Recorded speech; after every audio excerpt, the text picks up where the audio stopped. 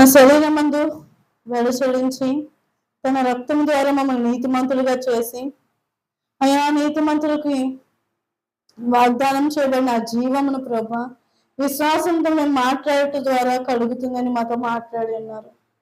అయ్యా విశ్వసించుకుని కనుక మాట్లాడుతున్నాను లేఖనం చొప్పున మీరు మాతో మాట్లాడి అయ్యా విశ్వాసంతో మేము మాట్లాడుతున్నప్పుడు మాలో ఉన్న పరిశుద్ధాత్మ ప్రభా జీవంలోనికి మమ్మల్ని నడిపిస్తారని ఆ వారసత్వంలో మేము పొందుకోగలమని ప్రభా అయ్యా అటు విధంగా మేము జీవిస్తున్నప్పుడు మా శరీరంలో పాపం నిరర్ధకం అవుతుందని ఆత్మానుసారంగా మేము నడిపించబడి జీవమును సమాధానం మేము అనుభవిస్తామని మీరు మాతో మాట్లాడి ఉన్నారు. మమ్మల్ని ధైర్యపరుచున్నారు. అందుని బట్టి మీకు స్తోత్రం.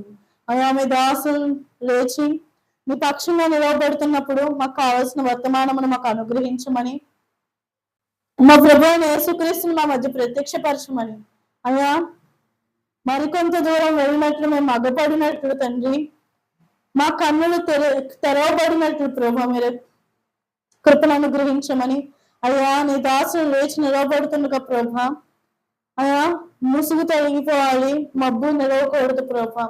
అట్టి కృపను మీరు అనుగ్రహించమని యేసుక్రీస్తు నామములో అడిగి వేడుకొంచున్నాం తండ్రి.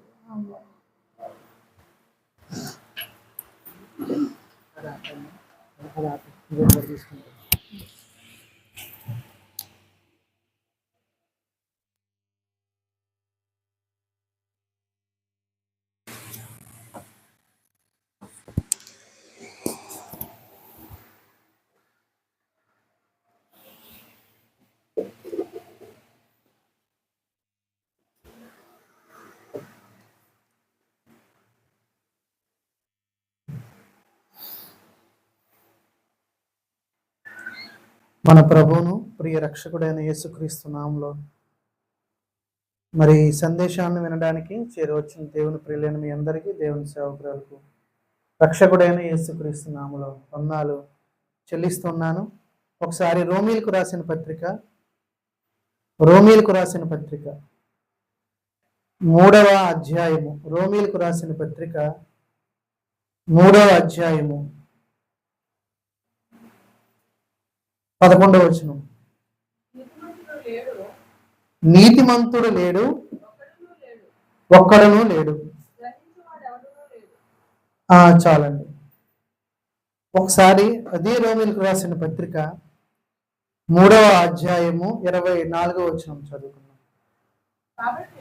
కాబట్టి నమ్మువారు ఆయన కృపచేతనే క్రీస్తు యేసునందలి విమోచనము ద్వారా ఉచితముగా నీతిమంతులని తీర్చబడుచున్నారు. చాలండి. చిన్న మాట ప్రార్థన చేసుకుని మన కూడికలోనికి వెళ్దాం. పరిశుద్ధుడైన తండ్రి మీకు వందనాలు నాయనా. మా రక్షకుడైన యేసుక్రీస్తు వారిని మరి సంఘం ఎదుట నాయనా సంఘంలో మీరే మా కన్నుల ఎదుట ప్రదర్శింప చేయమని నాయనా మాలో ఉన్న ప్రతి విధమైన అంధకారాన్ని మబ్బును యేసుక్రీస్తు నామములో మీరే మీ వాక్యమనే తండ్రి మీ వాక్యము చేత నాయనా సంపూర్తిగా కడిగి ఆ ప్రత్యక్షమైన వెలుగులోనికి మీరు మమ్మల్ని తీసుకెళ్ళమని క్రీస్తు యేసు వారి పేరట స్తోత్రించి ప్రార్థిస్తున్నాం మా ప్రియ పరమ తండ్రి. ఆమేన్. ఇక్కడ చూసారా, చాలా మందికి ఇక్కడ ఈ వచనం దగ్గర ఆగిపోతూ ఉంటారు. ఏంటది? రోమీలకు రాసిన పత్రిక 3వ అధ్యాయము 11వ వచనం. ఏంటది?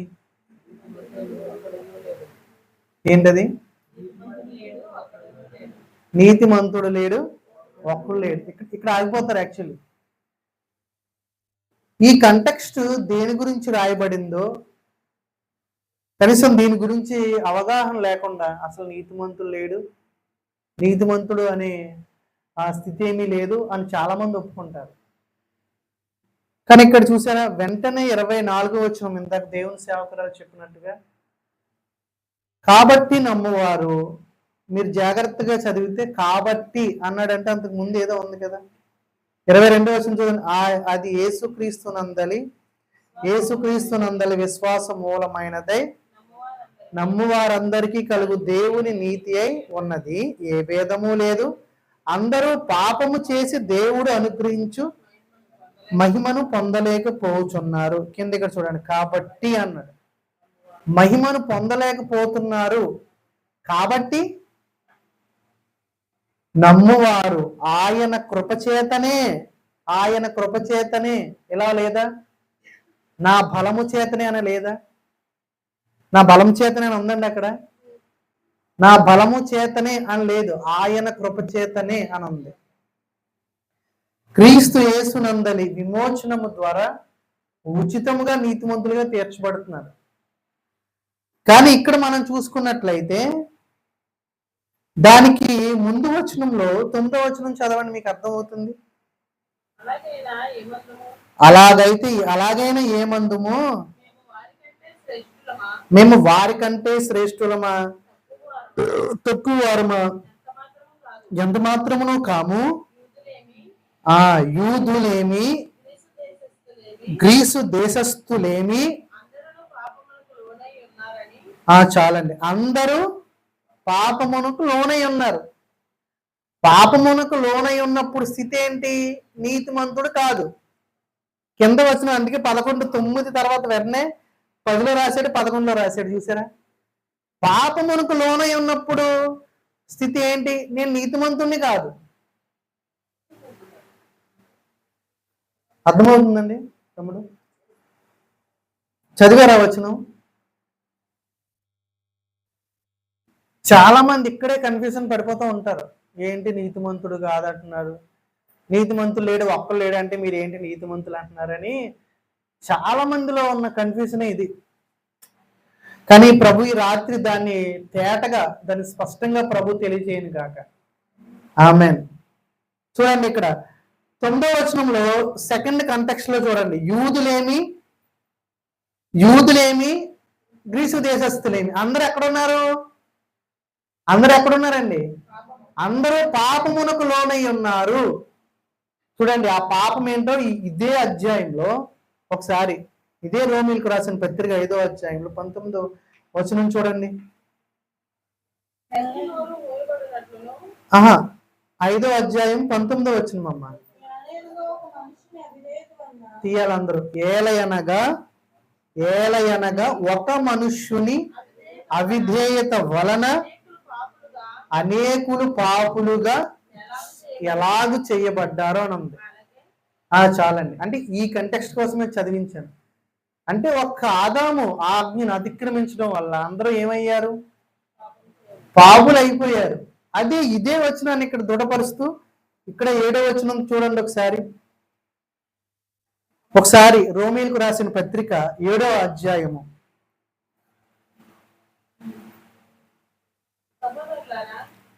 ఒకసారి ఉన్నామ్మా 17-18 వచనం చదవండి అమ్మా. కావున ఇకను దాని చేయునది నాయందు నివసించు పాపమే గాని నేను కాదు. చదవనమ్మా. అసలు అదే చెప్తున్నాడు. మళ్ళీ దాన్ని వివరిస్తున్నాడు. ఏమనంటే నాయందు అంటే మీరు ఏంటో అనుకుంటారు?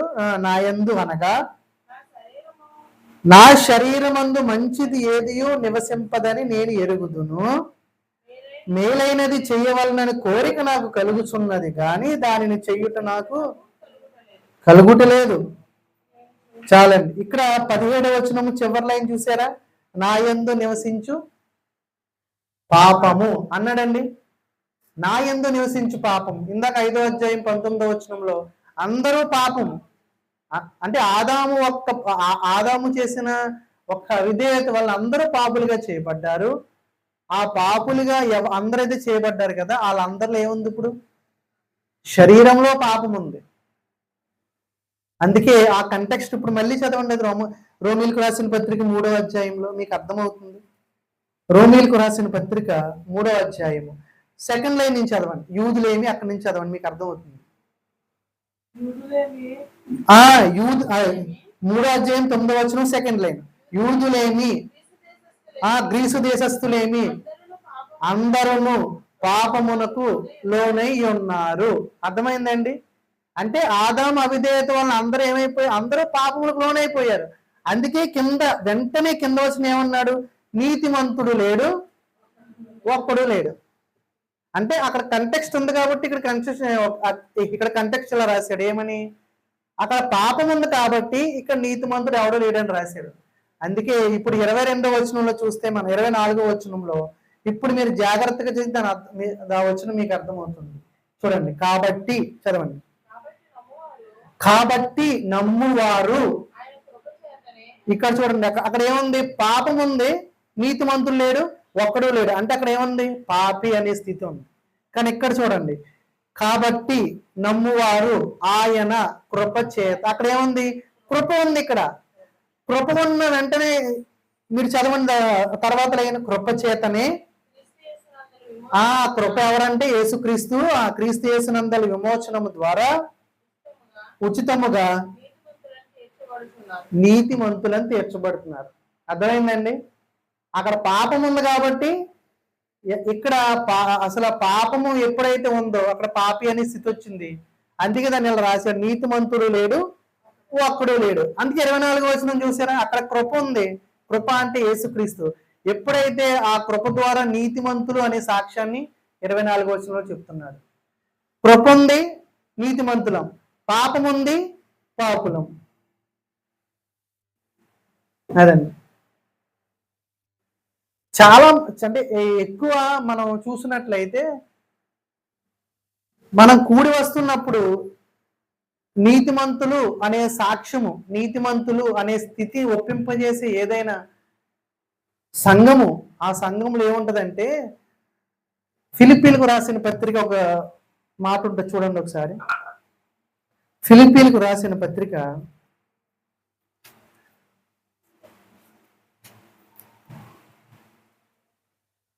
ఫిలిప్పీలకు రాసిన పత్రిక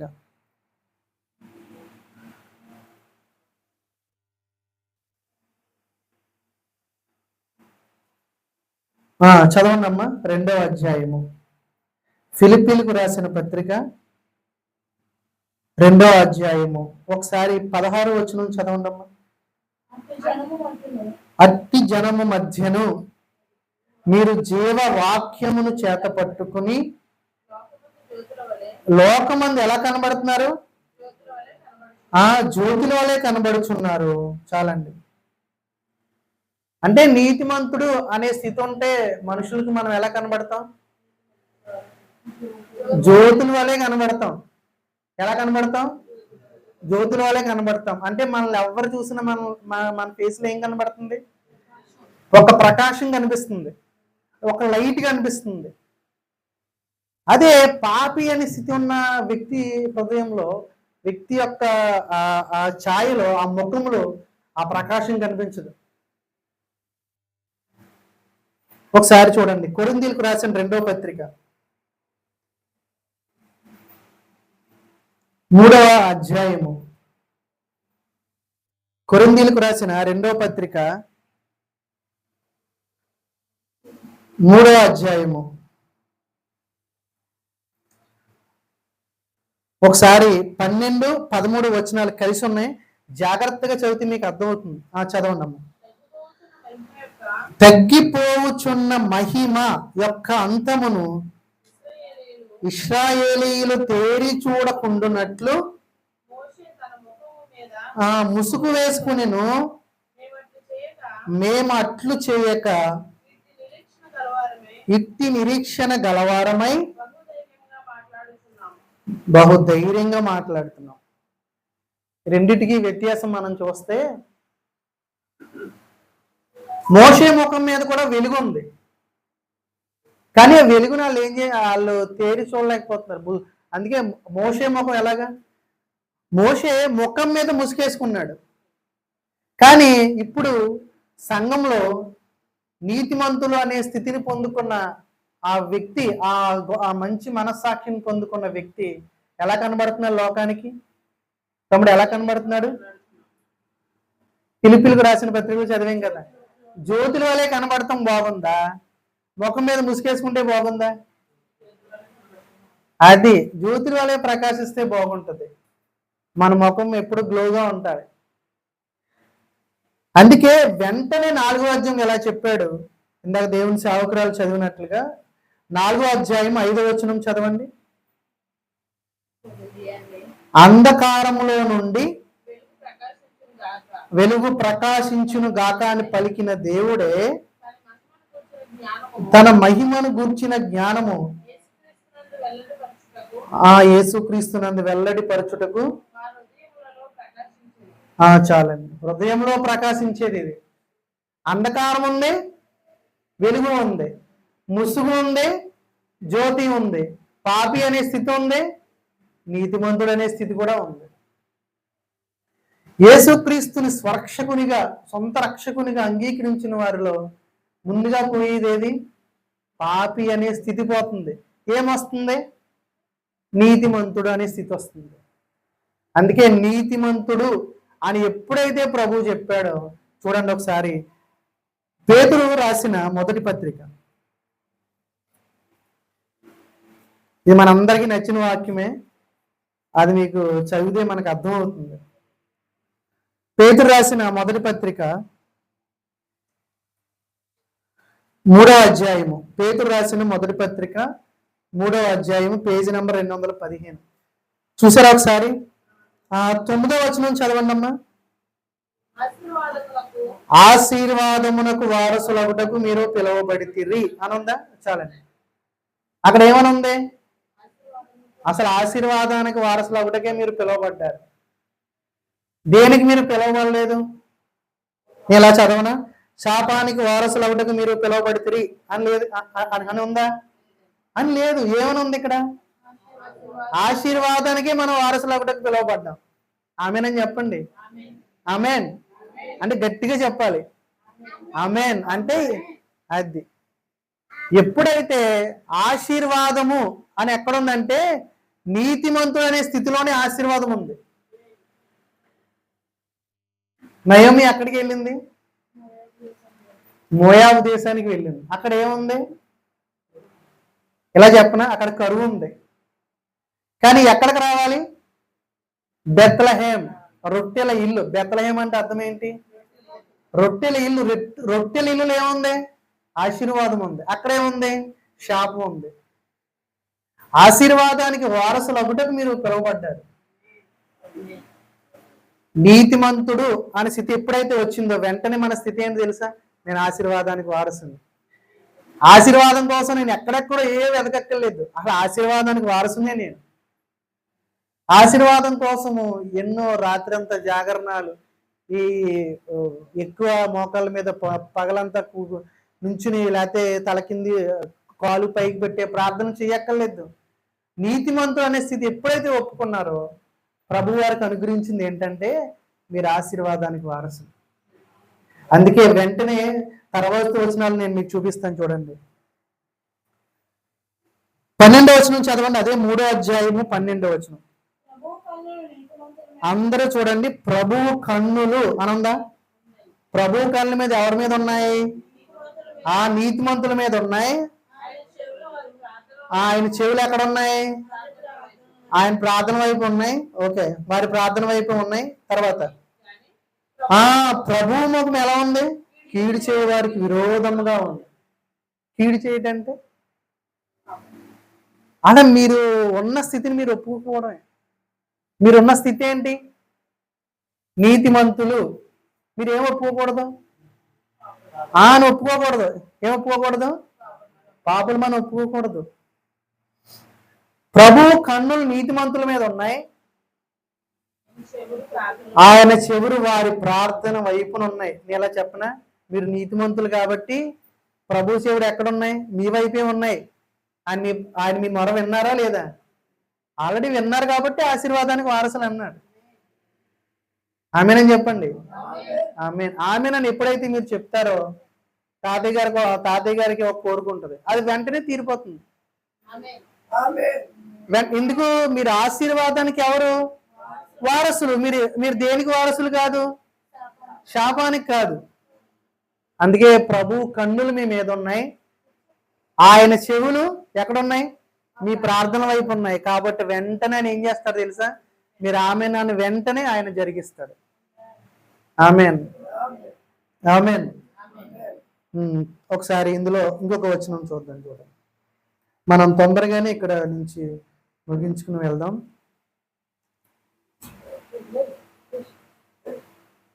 ఎప్పుడైతే నీతిమంతులు అనే స్థితి మనం కలిగి ఉన్నామో,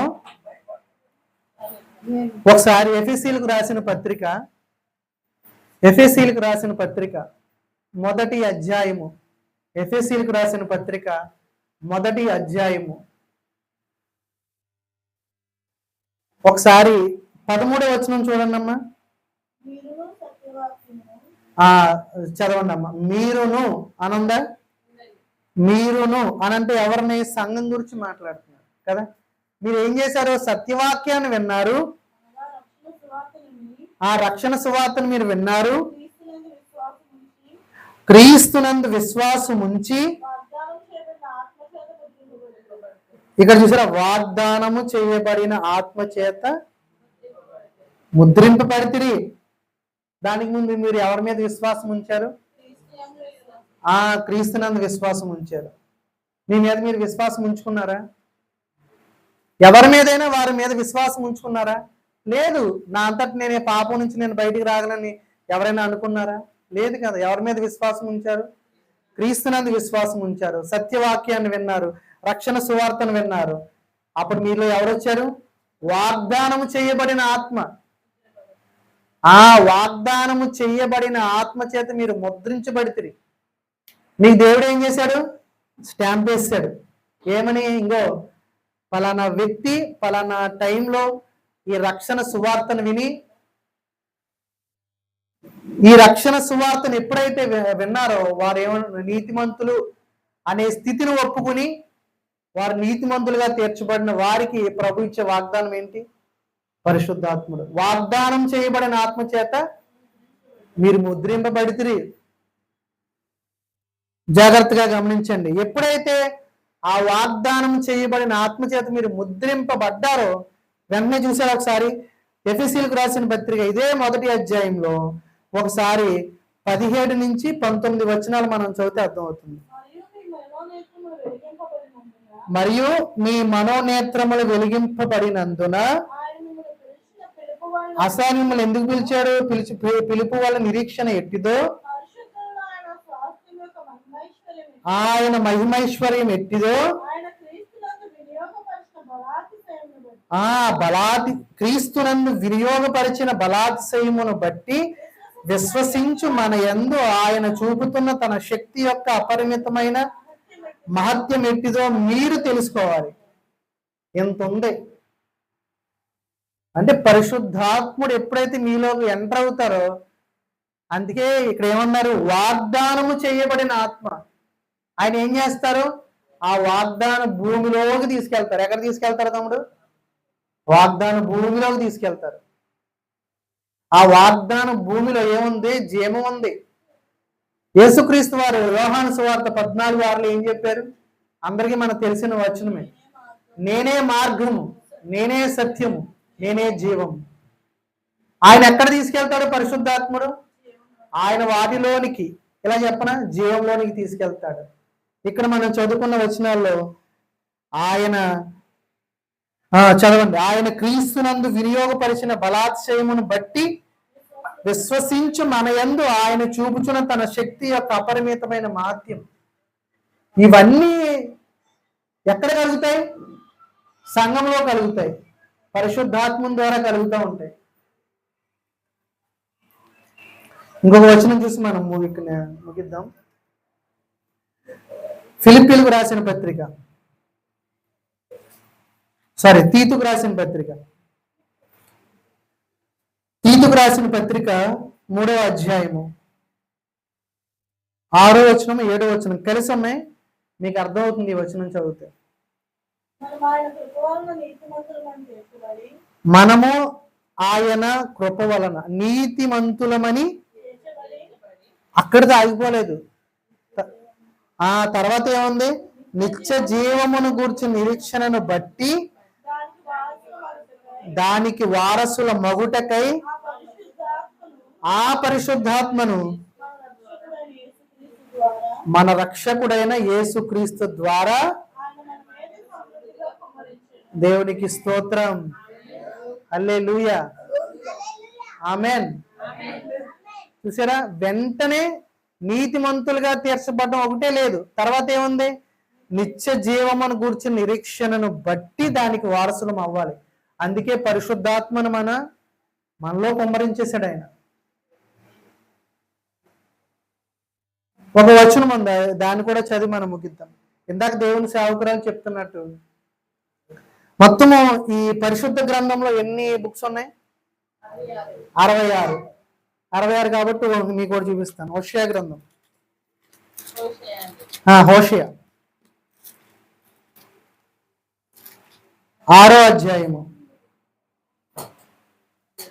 హోషేయ గ్రంథం 6వ అధ్యాయము, పేజీ నెంబర్ 747వ పేజీ. పేజీ నెంబర్ 747వ పేజీ. 6వ అధ్యాయము 6వ వచనం. కనికరమునే కోరుచున్నాను. చాలు. ఆ కనికరం ఎవరో కాదు, పరిశుద్ధాత్మను. ఎప్పుడైతే యేసుక్రీస్తు ఆ బలి ఎప్పుడైతే ఆయన పూర్తిగా, అందుకే యోహాను సువార్త 19వ అధ్యాయంలో 30వ వచనంలో మనం చూస్తే, ఎప్పుడైతే యేసుక్రీస్తు వారు చెప్పిన ఆఖరి మాట ఏది? సమాప్తమైంది, బలి సమాప్తం, ఇక కనికరమే. కనికరంలో ఏముంది? జీవం ఉంది. అందుకే పరిశుద్ధాత్మ ద్వారా మనం సంగతులు తెలుసుకోవాలి. అందుకే సంఘంగా కూడా రావాలి. దయచేసి ఈ కొద్ది మాటలు దేవుడు మనం అందరి వెనుకల్లో దీవించును గాక. ఆమె చిన్న మాట ప్రార్థన చేసి మనం కూర్చుని ముగింపు చేసుకున్నాం. పరిశుద్ధమైన తండ్రి, జీవం కలిగిన దేవ, జీవాధిపతి, మీకు వందనాలు. యేసుక్రీస్తులో ఉన్న సకలైశ్వర్యాన్ని, ఆ మహిమైశ్వర్యాన్ని మీరు మాకు తెలియచేయడానికి, ఆత్మ ద్వారా తెలియబడిన ప్రతి సంగతిని బట్టి మీకు వందనాలు.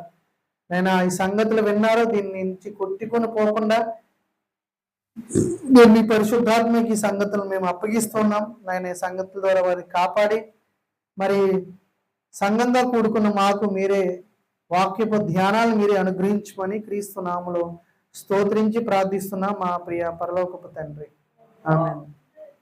మీ అందరికీ ప్రభు అయిన యేసుక్రీస్తు నామములో వందనాలు చెల్లిస్తున్నాను. చెప్తాను,